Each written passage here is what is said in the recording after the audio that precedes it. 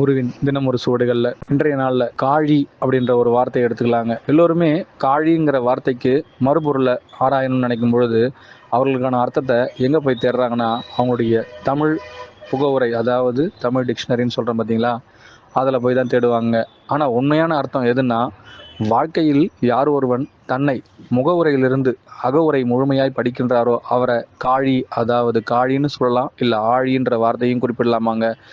அதை யார் ஒருத்தர் புகட்டுகின்றாரோ அவருக்கும் மறுபகுப்பாய்வு செய்கிற தகுதி இருந்ததுன்னா அவர்களுக்கு ஆழியை பகுத்த தாழி என்ற வார்த்தையும் சொல்லுவாங்களாங்க.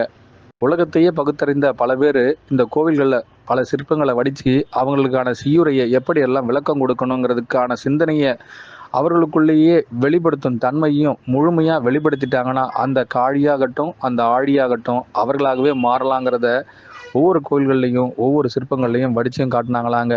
சிற்பங்களின் வடிவங்களுக்கு ஏற்ப தான் அவர்களுக்கு பெயரும் சூட்டப்பட்டதுன்னா ஒவ்வொரு சிற்பங்களுக்கும் நம்ம வேறு வேறு பேர் தாங்க வைக்கணும். இன்னைக்கு அதற்கு அனைத்திற்கும் ஒரே பேரை தான் வச்சு அழைச்சிக்கிட்டு இருக்காங்க ஒவ்வொரு கோவில்லையும்.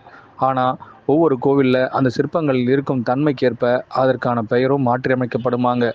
அப்படி மாற்றியமைக்கப்பட்டால் அதற்கான பெயரை யாரெல்லாம் அந்த நிலையை அடைகின்றார்களோ அவர்களுக்கு மட்டும்தான் தெரியணுங்கிறதுக்காக இன்று வரை அவர்களுக்கு எந்த ஒரு பெயரையும் சூட்டாமல் காழி அல்லது ஆழின்ற பெயரை சூட்டி அழைச்சிக்கிட்டு இருக்காங்களாங்க.